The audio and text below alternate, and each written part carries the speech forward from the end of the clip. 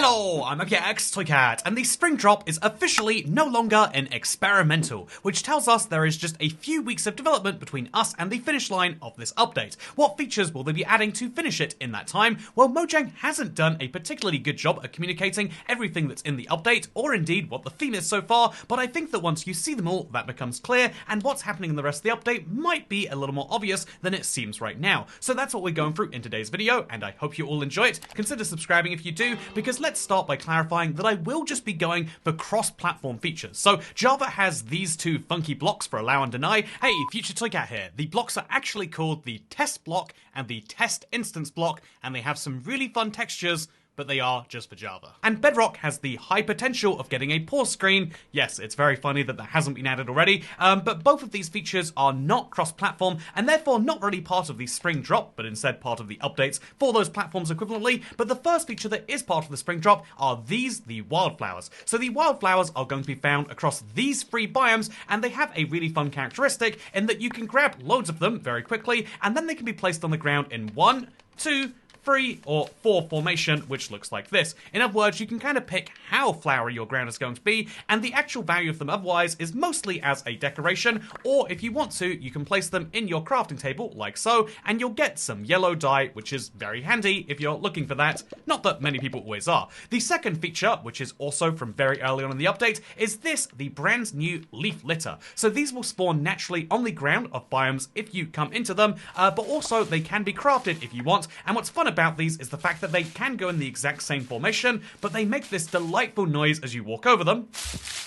Oh, that crunching is just so satisfying. Reminds me of a nice autumn day, I would say. And so, yeah, the fun thing about leaf litter is not just the fact that you can grab them from the ground, but also you can smelt them up by placing leaves in a furnace, but then also you can do the reverse, and if you want to, you can cook things using your leaf litter. It's very inefficient, but it is found widely, and it's basically free, so you might find it to be the best source for early game fuel. Speaking of best sources, I've headed to another biome now to show you the third feature in this update, because next up I want to show you the bush. This will spawn in all of these biomes, which if we look at them, you can see every one besides the frozen river has one key thing in common, being basically temperate, and this is what the feature will look like when you find it in the world. I guess it'd be the world's smallest structure, and what's sad about the bush is you can't break it with your fist, or you can, but don't expect to get something back, and indeed, you can even place blocks directly on top of it. However, if you want to actually get one of these yourself, what you're going to need to do is craft yourself a pair of shears, and then, wow, now you've got yourself some lovely bushes for your world.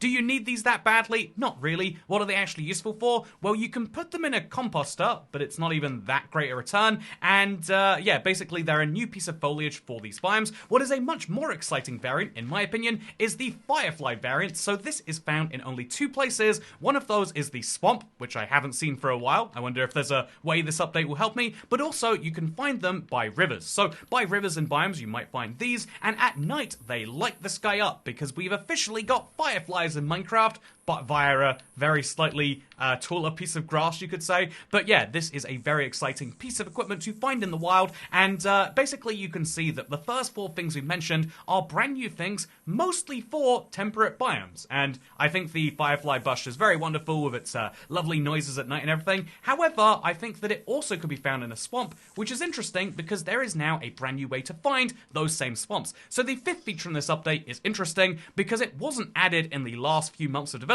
or last, really, I'd say 6 weeks or so that we've seen of this snapshot, but instead it was added in 2023. So how is it that it's not come out yet? Well, the long answer to that is that backlash. But I mean, that's the short answer, really. You know what? The short answer is better than the long answer. People did not like the changes they were making in the villager trading update, so they decided to shelf it, but thankfully, someone at Mojang has seen the light and decided, why don't we actually keep this? And so they've shelved all of the negative changes that people didn't like to do with mending and armor, and they've decided to keep the positive changes people did like, and so now if you go to our cartographer, he will offer you brand new things. So if I offer this guy a bunch of my paper, and then a bunch of my maps, he will offer to sell me a map to a snowy village. Is that what he says right there? It's kind of annoying to see on a controller, but this is a snowy village map, a type of map that previously did not exist. In fact, this Jungle Explorer map with a jungle temple on it also previously didn't exist, and the same is true for the Desert Village map, the Plains Village map. Every type of village has a map now, but there's also, quite fun in my opinion, a map that will lead you directly to the swamp. So how do you work out which maps you'll get from which villages? It's not random, it's not that any village can give you any other one. Instead, there is this very fun diagram we made way back for that 2023 update, and it's the Minecraft version of this diagram right here, which basically explains that villages will tell you about villages of similar biomes to them.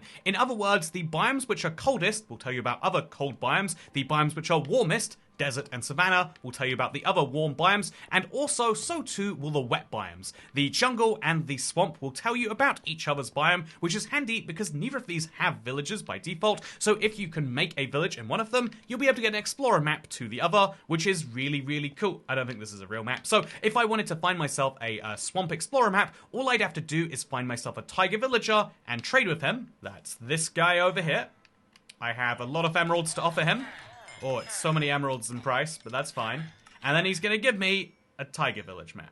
Okay, that didn't work. So I'm going to go to the man who's literally wearing the fur of my brethren, the jungle villager, and I'm going to offer him exactly the same and see what he offers me, because instead you can see it's a savannah village and a swamp explorer map, which we can now follow to the swamp. Because I would walk 500 miles and I would walk 500 more just to be the man of your desire and prevent your house from catching fire. Okay, anyway, the important thing is you need to know is that once you do make it to a swamp, you'll be able to find a swamp hut, as you can see from the map, and if you were looking for a Firefly Bush, this is where they are most common, and what's fun about these is you can break them with your fist. You don't need to bring shears with you. If you want to, you can still use them, but it's not required. But you know what is required? Talking about the other villager trade changes, because the sixth feature in this update is this guy is changing quite a bit too. That's right, he'll be able to buy things from you. Honestly, baked potatoes is nuts. I didn't even realize this yesterday, but if you kill a zombie while he's on fire, apparently he will drop a baked potato.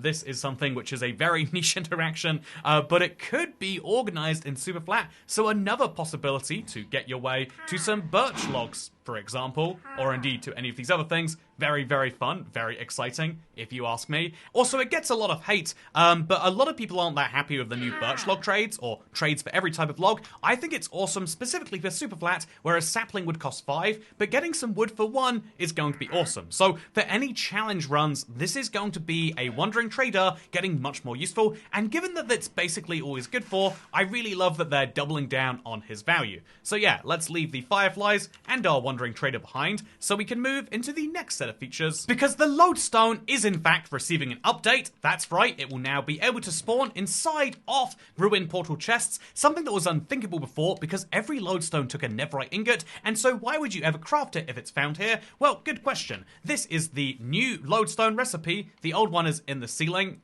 I was going to make a joke about how the new one is on the ceiling because it's up and it's good, and the old one's on the floor because it's bad, but I've accidentally done the reverse, and so the old Lodestone's on the floor because the floor is where all the cool things are at, like this Lodestone, which I can trigger using my compass, and once you link a compass to a Lodestone, it will always point to it. Unlike a regular compass, which points towards your spawn, which is just not actually ever that useful unless you go very far away and haven't used coordinates, this compass will always point me towards right there. Very cool. Speaking of very cool, another feature that is across most biomes, every single biome that has leaves in it, are these brand new leaf particles. These are just kind of the fun effect that used to apply to cherry groves and of course to the pale oak garden, but now they spawn on every single tree, and they're just a way to make Minecraft feel a bit more alive. Does it feel alive yet? Are you feeling alive? Well, let me make you feel even less dead. Wow, look, it's me in a very real desert, here to show you brand new desert features, including new desert grass. This exists for a very fun mob-related reason, but it comes in 2 versions, tool and short. If you take a tool version and bone mill it, it will turn into a short one, and if you take a short one and bone mill it, it will turn into a tool one. This is a way to renewably get lots of it, if you'd like to. Right now, you can't bone mill the floor off the desert, which is a shame. You also can't bone mill cactuses, something you might want to do because of these brand new flowers that you could find on the top. It's scary going for them though, because of the cactus doing its thing to blocks that you throw at it. Anyway, so this is a brand new flower you can find in the biome, and it's very, very pretty and can be placed anywhere you want to. I think it is like a fun game changer by itself, because unlike the tall desert grass, which exists for a functional reason, but not much of an aesthetic one, I think that the cactus flower is useful in basically any build, but both of these new features, because I'm not going to count tall and short grass as separate,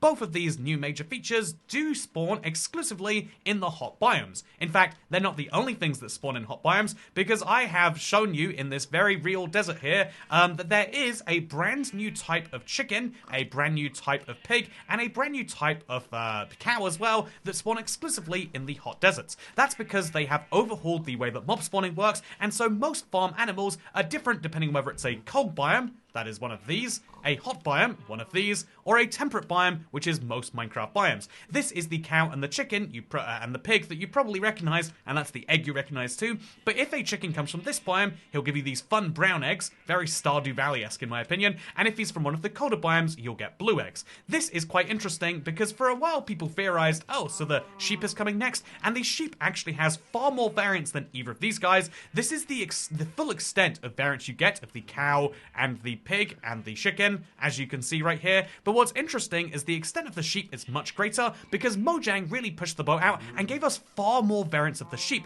Look how many cold sheep variants there are, 5 of them. Look how many warm sheep variants there are, 5 of them. And look how many cold sheep or neutral sheep variants there are. That's right, there's 5 of them again.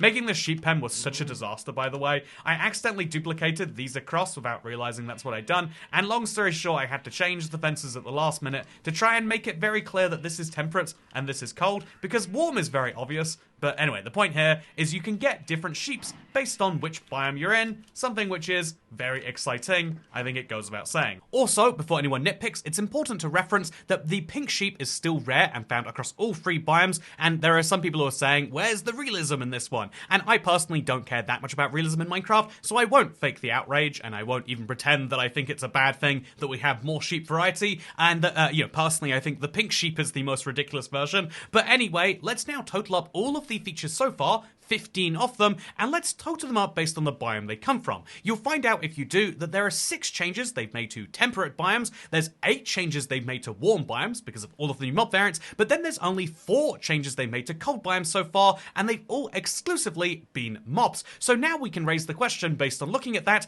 as to what is actually going to come next, and of course I'm going to have to be Toycat the predictor, or the oracle for the future, but I think there are quite a few things we can say they need to do over the next few weeks, and one of those things is a brand new panorama. The background of the game still is the Garden Awakens, and that is the winter drop. It's so spring now, so they're going to need a new panorama. They're going to need a name for this update. The winter drop was never released as the winter drop. It was called the Garden Awakens, like you just heard. And so what is the spring drop going to be called? Well, I think that if we look at the features so far, I think, and if I remind you about that hint that we got way back in the start of this update, the kind of leak also too, but the idea was always going to be that this update was focusing on the different seasons of Minecraft, and indirectly, even though they didn't add seasons, they sort of have focused on adding new bits to each of these seasonal biomes. The hot biomes have received quite a few updates, like summer wood.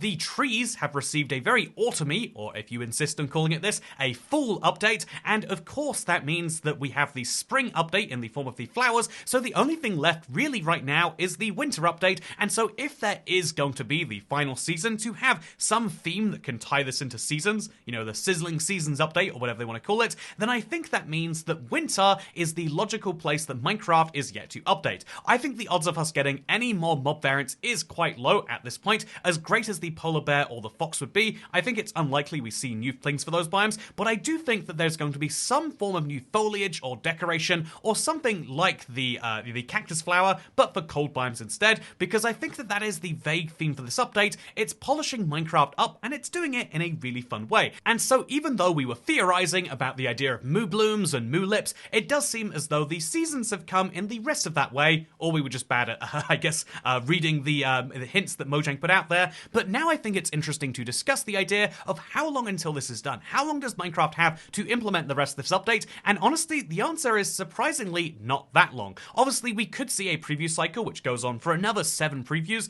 That is not unheard of. They have gone up to that high before. In general, general, the preview cycle for Bedrock tends to last somewhere between 6 and 8 weeks, and we're on the 3rd week of it right now, which tells you we have kind of a fixed endpoint, and the last couple of previews are going to have to be fixing bugs, so we probably only have a couple of more features coming left in this update, but that means that we have the good side of this, which is just how well the new drop system is going for Mojang. I don't even call it the new drop system, the new update system, as most of the community are calling it, because even though people aren't calling these updates drops and they have no idea when they're coming out, there is widespread excitement. Personally, I look at this update and I see the Lodestone changes, the leaf litter, and of course the Cactus Flower as being positive things, but I look at it and I go, yeah, there's some nice stuff in there, but so many people are wildly excited for this. That might be that Minecraft have chosen the best theme ever, but I think it's actually the clever thing about the new drop cycle. By having 3 months between the start of an announcement effectively and the end features coming out,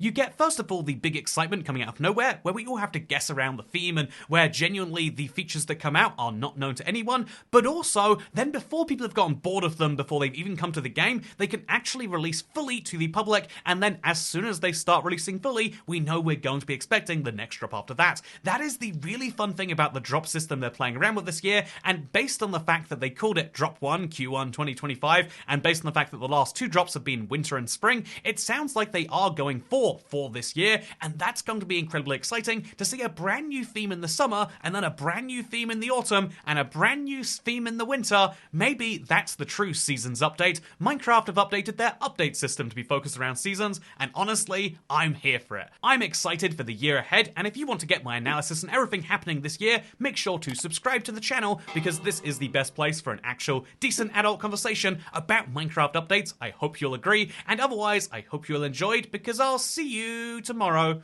for a Seed video, actually. Seed Friday. What a crazy world that'll be. See you then. Bye.